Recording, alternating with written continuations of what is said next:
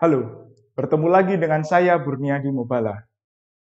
Pada video kali ini, kita akan membahas tentang pengantar sistem komputer dan pemrograman.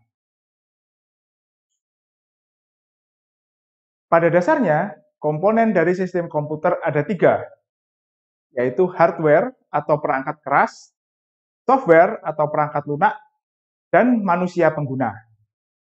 Hardware merupakan peralatan fisik, tempat di mana berlangsungnya perhitungan atau proses komputasi. Hardware sepanjang sejarah teknologi komputer terbagi menjadi tiga, atau ada tiga jenis. Yang pertama adalah komputer mekanik, elektromekanik, dan elektronik digital. Pada era sekarang ini, hampir semua komputer yang kita gunakan sehari-hari merupakan komputer elektronik digital. Software atau perangkat lunak merupakan informasi yang tersimpan di dalam sebuah file yang terdiri dari data dan perintah. Sedangkan manusia pengguna merupakan pengoperasi dari sistem komputer itu sendiri.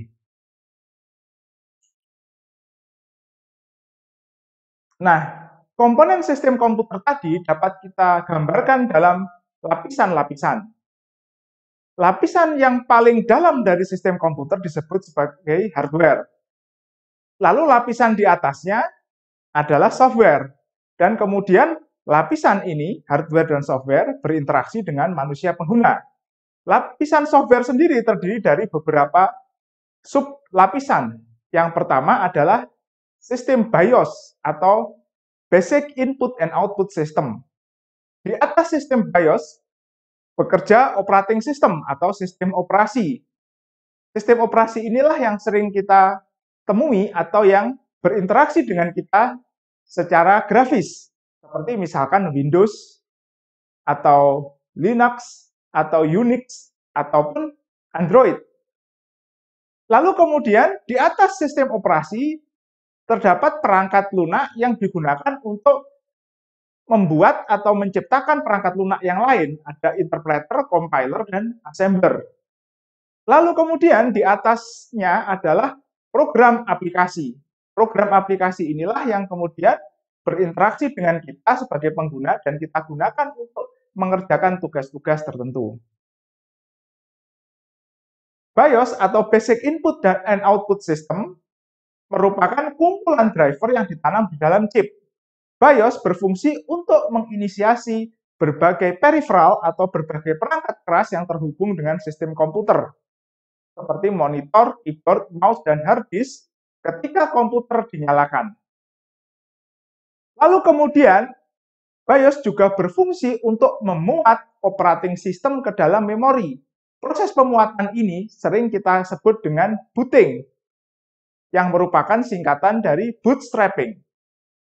Operating system sendiri atau sistem operasi, atau sering kita singkat sebagai OS, berfungsi untuk mengelola perangkat operasi perangkat lunak yang lain, utamanya adalah program aplikasi. Nah, contoh dari sistem operasi yang banyak digunakan saat ini adalah Windows. Lalu ada sistem operasi BSD atau Berkeley System Distribution yang digunakan di dalam perangkat Macintosh atau sering kita sebut sebagai macOS. Lalu kemudian ada Linux dan ada Unix yang merupakan predecessor dari sistem Linux maupun BSD. Android sedikit berbeda. Pada dasarnya Android adalah Linux kernel dengan virtual machine yang berjalan di atasnya. Hampir semua komputer yang bekerja menjalankan program simulasi numerik atau bekerja untuk melakukan solusi sebuah permasalahan keteknikan menggunakan sistem numerik di industri itu bekerja dengan menggunakan operating system Linux atau BSD. Jarang sekali kita temui sistem yang menggunakan operasi Windows. Hanya ada pada kasus-kasus tertentu saja. Mengapa demikian? Karena seringkali sistem komputer yang harus mengerjakan komputasi numerik harus berjalan dalam jangka waktu yang lama. Dan sistem Linux dipilih karena kestabilannya. Nah, assembler, compiler, dan interpreter merupakan program aplikasi yang digunakan untuk menciptakan program aplikasi yang lain atau untuk menjalankan kode program. Assembler berfungsi untuk mengubah kode program dalam bahasa assembly atau bahasa tingkat rendah ke dalam bahasa mesin atau mesin code. Bahasa mesin adalah bahasa yang dapat dimengerti oleh prosesor. Compiler bertugas mengubah kode program dalam bahasa tingkat tinggi seperti C, C++, Pascal, Fortran, dan lain-lain ke dalam bahasa mesin. Interpreter bekerja sedikit berbeda. Interpreter menerjemahkan kode program dalam bahasa tingkat tinggi, lalu kemudian menjalankan operasi yang tertulis di dalam kode program tersebut. Bahasa pemrograman yang dijalankan menggunakan interpreter sering disebut sebagai interpreted atau scripted language. Contohnya misal Python, Java, JavaScript, PHP, ataupun HTML. Nah, program aplikasi menjalankan operasi sesuai kebutuhan pengguna. Program aplikasi biasanya dibuat dengan bahasa pemrograman dan kemudian dikompilasi atau diinterpretasi sehingga dapat menjalankan fungsi yang diinginkan. Contoh yang sering kita temui adalah program aplikasi Office, web browser yang sering kita gunakan seperti Chrome, Firefox, dan seterusnya.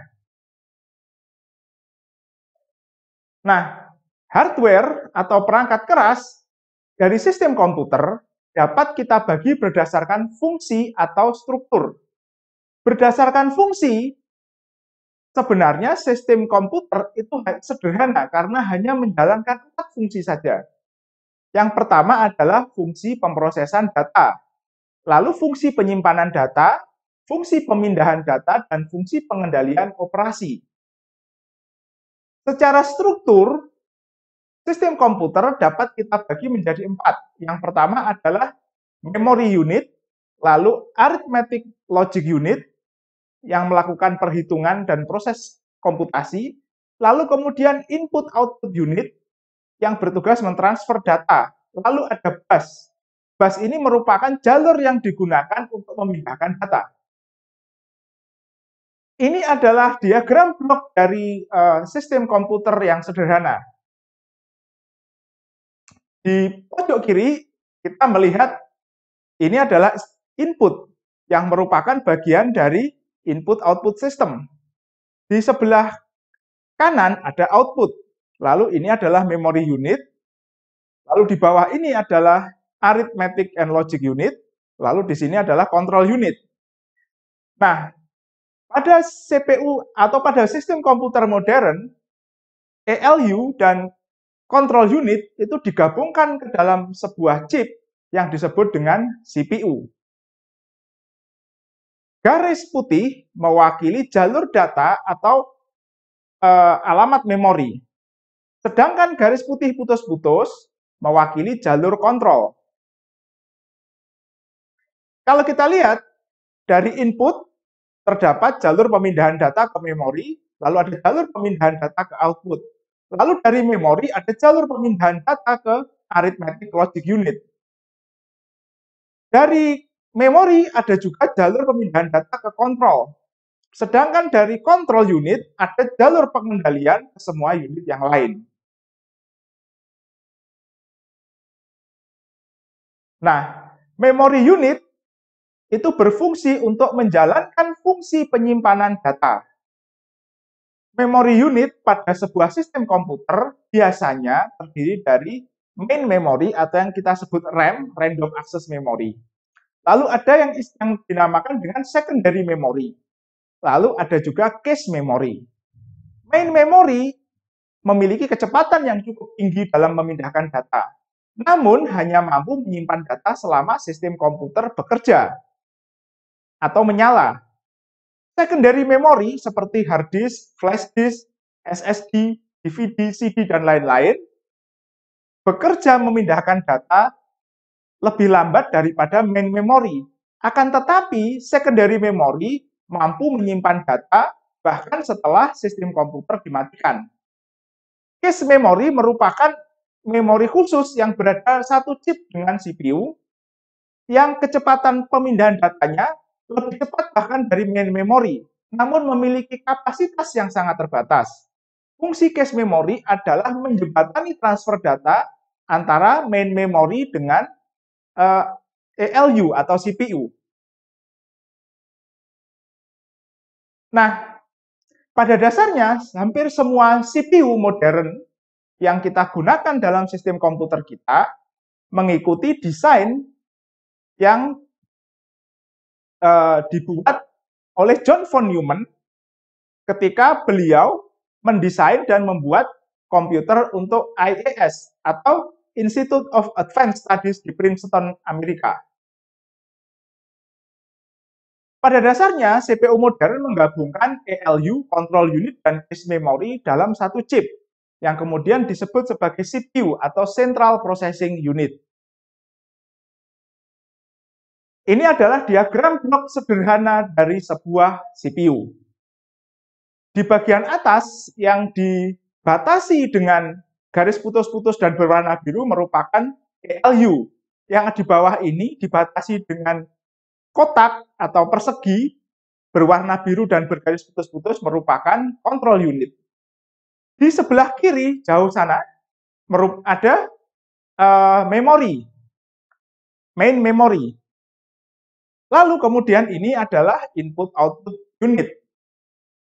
Di dalam ALU kita dapat lihat beberapa komponen. Yang pertama adalah ACR atau akumulator register.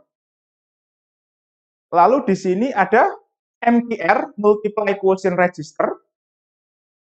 Lalu di sini ada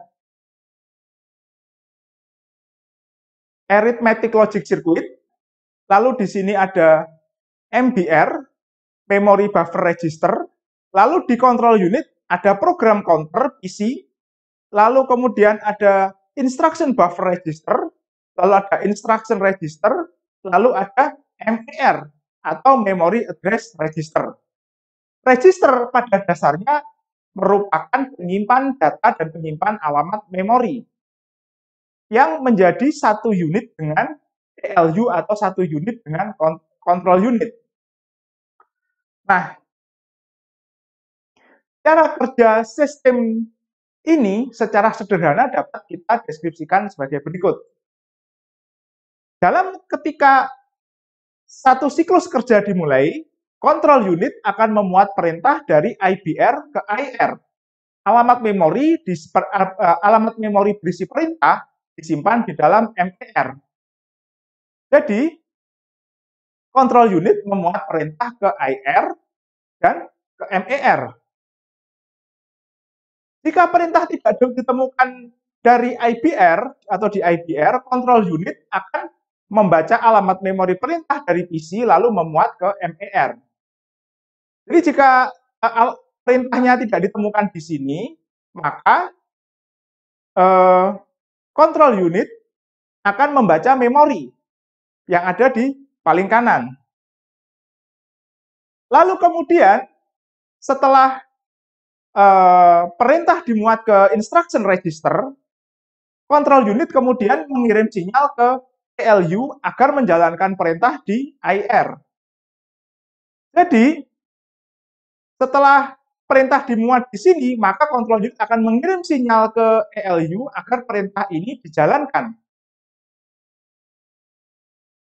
Nah, data yang dibutuhkan untuk menjalankan perintah ini dibaca dari MBR, dibaca dari sini.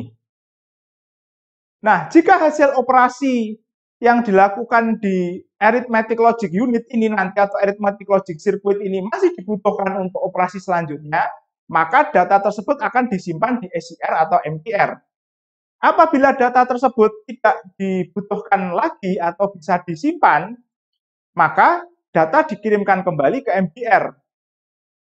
Nah, MBR kemudian akan mengatur apakah data kembali ke memori, main memory, atau data dikirimkan ke input-output unit. Nah, sistem komputer digital menggunakan representasi biner atau angka berbasis 2. angka berbasis 2 hanya mengenal 2 angka, yaitu 0 dan 1. Semua data, baik itu data tentang perintah, maupun data numerik, maupun data huruf, maupun alamat memori, dikode menggunakan sistem biner. Di bawah ini adalah contoh dari instruksi MIPS 32 dalam kode biner. Nah, kalau kita lihat, 5 digit paling kiri merupakan kode biner yang merepresentasikan perintah. Dalam hal ini perintahnya adalah add I atau add immediate atau operasi penjumlahan. Pada dasarnya operasi add immediate ini akan menjumlahkan data yang disimpan di address kedua dengan data di immediate value, lalu disimpan hasilnya di data di alamat yang tertulis di address 1. Ini adalah address 1 dan address 2 yang merupakan alamat dari main memory. Ini kolom keempat ini merupakan immediate value atau data numerik yang akan dioperasikan. Angka biner ini merupakan representasi dari angka desimal 350. Nah, perintah dalam kode biner inilah yang kemudian bisa diproses oleh arithmetic and logic unit. Nah, sebelum kita melanjutkan, ada beberapa istilah dalam representasi biner yang harus kita pahami. Yang pertama adalah bit. Bit merupakan singkatan dari binary digit atau digit angka biner. Satu angka di sini, 0 di paling belakang ini merupakan 1 bit. 2 digit ke depan merupakan 2 bit, dan seterusnya. Lalu kemudian 1 byte itu sama dengan 8 bit. Lalu ada istilah 1 word. Word merupakan jumlah digit yang digunakan oleh sebuah sistem komputer. Pada saat ini hampir semua sistem komputer menggunakan sistem 64 bit. Jadi 1 word sama dengan 64 bit. Sebelumnya atau di era sebelumnya kita banyak menggunakan komputer 32 bit sehingga 1 word di sistem tersebut sama dengan 32 bit. Bagaimana mengkonversi angka desimal ke biner dan sebaliknya? Nah, di sini kita lihat, untuk mengkonversi angka desimal ke biner, kita gunakan operasi pembagian bersisa atau modulo, yang dilambangkan dengan tanda persen. Misal kita ingin mengkonversi angka 875 ke dalam biner, maka angka 875 ini kita bagi dengan 2, kita bagi bersisa dengan 2, hingga habis tinggal 1. Oke? Lalu sisa pembagiannya kita baca terbalik dari bawah ke atas. Jadi angka desimal 875 itu sama dengan angka biner 11011011011. Bagaimana mengkonversi angka biner ke desimal? Angka biner dapat kita konversi ke angka desimal dengan mengalihkan nilai digit tersebut dengan urutan digit kurangi 1. Misal kita ingin mengkonversi angka biner 110111011 yang terdiri dari yang 1, 2, 3, 4, 5, 6, 7, 8, 9, 10 digit. Maka digit paling belakang yang merepresentasikan angka satuan kita kalikan dengan 2 pangkat 0 dan seterusnya. Maka kita peroleh digit per depan dikalikan dengan 2 pangkat 9. Lalu kemudian dijumlahkan semuanya. Hasilnya 875.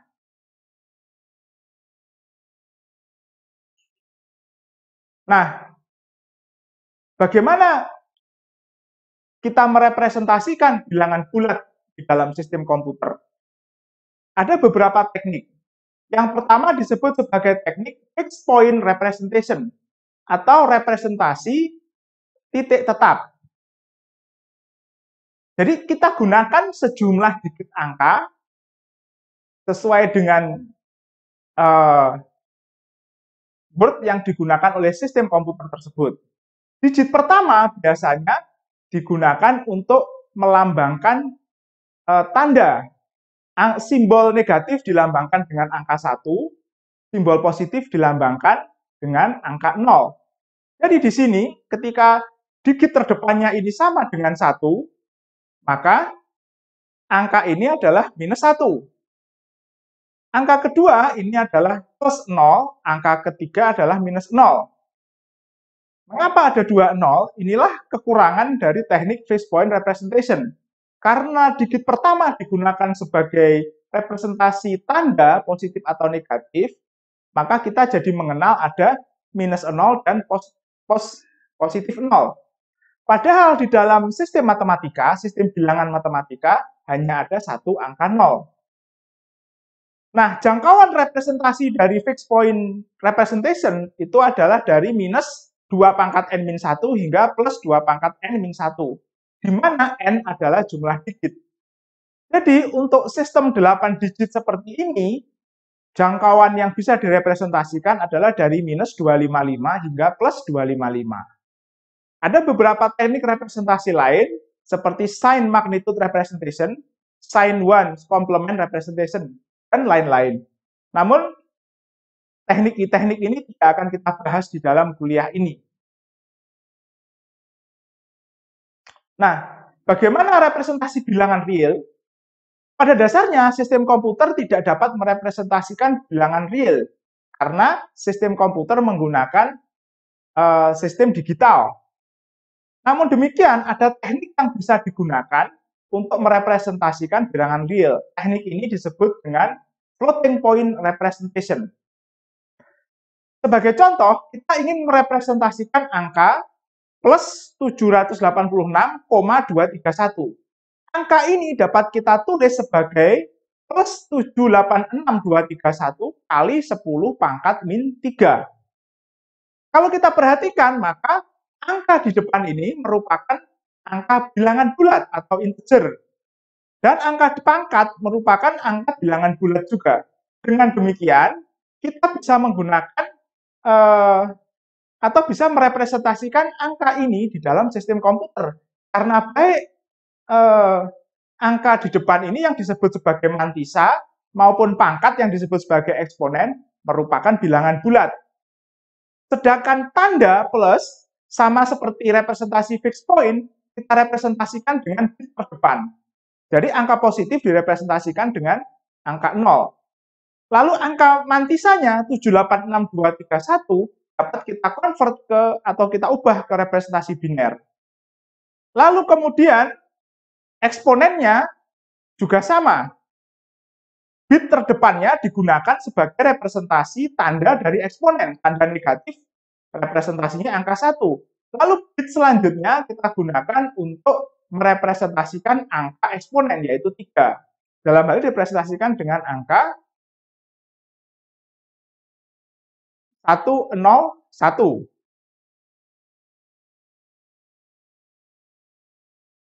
Nah, ada standar yang mengatur representasi floating point, yaitu IEEE 754. IEEE 754 memberikan dua format representasi. Yang pertama disebut sebagai single precision floating point, yang kedua adalah double precision floating point.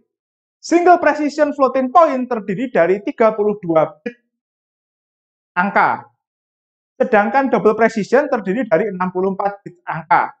Karena menggunakan bit yang lebih sedikit, single precision lebih cepat dipindahkan datanya, dibaca atau ditulis ke memori, dan lebih cepat dalam perhitungan di ALU. Sedangkan double precision itu pemindahan datanya lebih lambat karena jumlah bitnya lebih besar, maupun proses perhitungannya juga. Namun karena jumlah bit yang lebih lebar, maka akurasinya menjadi lebih tinggi. Mengapa demikian? Akan kita lihat di dalam slide selanjutnya. Nah, IEEE 754 mendefinisikan single precision floating point sebagai berikut. Bit pertama merupakan sign bit atau bit yang merepresentasikan tanda dari angka. Lalu 8 bit sesudahnya digunakan untuk merepresentasikan eksponen. Bit pertama dari 8 bit kedua ini juga digunakan untuk merepresentasikan tanda dari eksponen. Lalu kemudian 23 bit sisanya digunakan sebagai mantisa. Nah, karena representasi seperti ini, maka single precision floating point memiliki angka terkecil yang bisa direpresentasikan, yaitu 1,17 sekian kali 10 pangkat min 38. Artinya apa?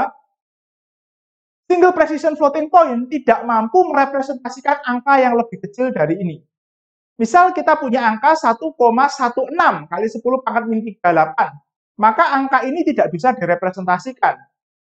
Biasanya langsung dikonversi ke angka 0. Dan juga ada angka terbesar yang bisa direpresentasikan, yaitu 3,4 sekian kali 10 pangkat 38. Jadi sistem atau format single precision tidak mampu merepresentasikan angka yang lebih besar dari ini. Biasanya apabila operasi yang kita lakukan di ALU menghasilkan angka yang lebih besar, maka akan muncul overflow error. Nah, sedangkan double precision floating point memiliki representasi yang lebih panjang. Bit pertama sama dengan single precision digunakan untuk merepresentasikan tanda dari angka minus atau positif. Lalu kemudian 11 bit yang kedua itu digunakan sebagai eksponen. Mantisanya sendiri memiliki 52 bit yang jauh lebih lebar dibandingkan single precision. Dengan demikian, angka terkecil yang bisa direpresentasikan juga lebih kecil.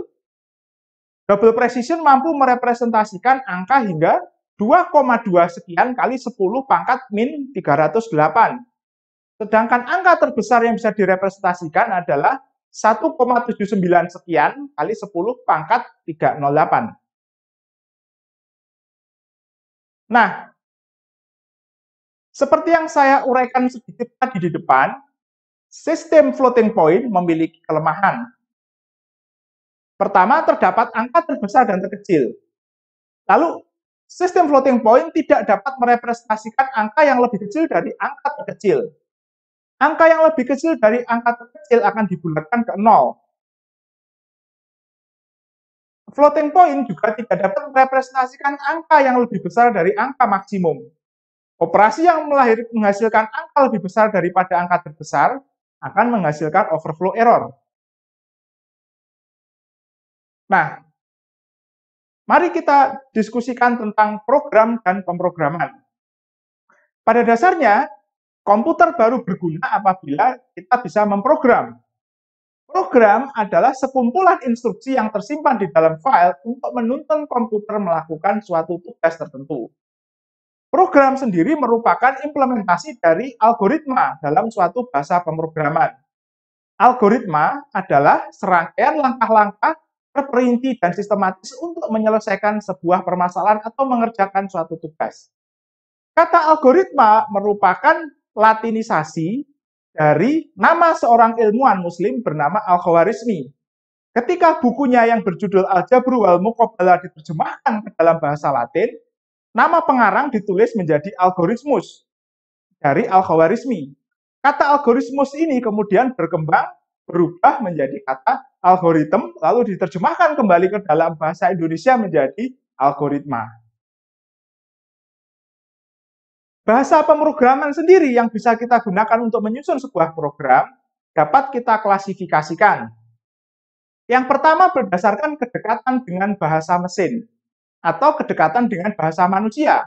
Bahasa pemrograman yang lebih dekat atau sama dengan bahasa mesin disebut sebagai low level language. Contohnya adalah mesin code atau bahasa assembly. High level language itu lebih mirip dengan bahasa manusia. Contohnya adalah C, C++, Pascal, Fortran, Java, atau Python. High level language sendiri dibagi menjadi dua, yaitu compiled language atau interpreted language. Pada compiled language, kode program biasanya diproses oleh compiler, lalu kemudian compiler menghasilkan sebuah file baru yang disebut executable yang berisi bahasa mesin, yang bisa dijalankan di atas operating system. Biasanya sintak atau tata bahasa dari compiled language sangat ketat. Dan biasanya compiled language bisa berjalan atau program yang dibuat dengan compiled language berjalan lebih cepat dari interpreted language. Contoh dari compiled language adalah C, C++, Fortran, Go, atau Pascal. Interpreted language memproses kode program sedikit berbeda. Alih-alih menerjemahkannya atau membuat file baru, maka interpreted language menggunakan sebuah program yang dinamakan interpreter untuk menerjemahkan kode program dalam bahasa tingkat tinggi ke dalam perintah bahasa tingkat rendah yang dapat secara langsung dijalankan oleh mesin. Jadi tidak ada file baru yang diproduksi. Interpreter akan membaca file berisi kode program dan menerjemahkannya lalu mengeluarkan output.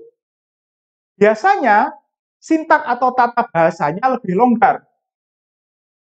Bahasa yang terinterpretasi atau interpreted language biasanya juga disebut sebagai dynamically typed language.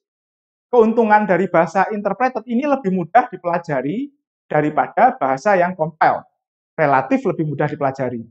Contohnya adalah Python, Java, JavaScript, atau PHP.